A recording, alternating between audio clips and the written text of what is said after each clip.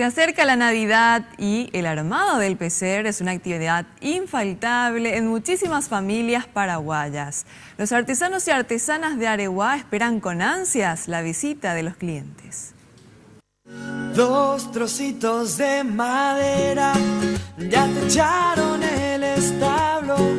En el cielo hay una estrella que guía a los Reyes Magos.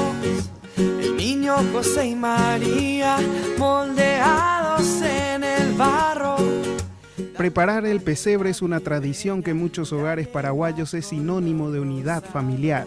En Areguá, los artesanos y artesanas tienen muy presente este detalle y por eso es que con su mayor esmero y talento ofrecen sus mejores creaciones en esta época del año. Tengo desde 700, 300 hasta 1.800.000. Y gracias a Dios sí, estamos vendiendo ya. Sí. Bueno, los pesebres sí, vamos juntando al principio del año, ¿verdad? Enero, febrero, ya vamos empezando a hacer.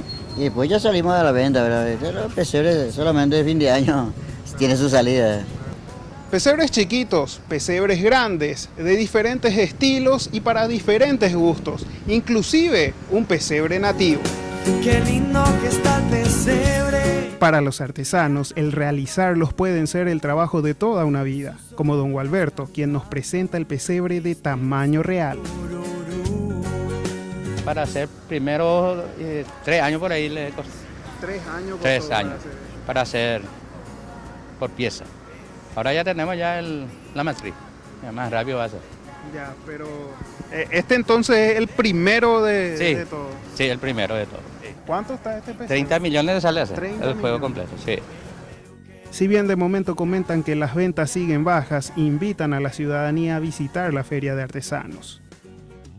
Ay, que yo le invito a toda la gente, por favor, que pasen a mirar nuestras hermosas cosas de cerámica que tenemos. Tenemos varios, de varias medidas, varios precios y que vengan a llevar de Areguá para su pesebre.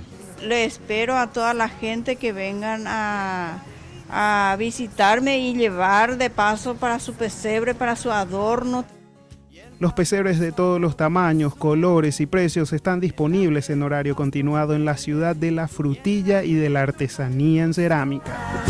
De regalos, sandía y chipá, naranjitas y pacoa.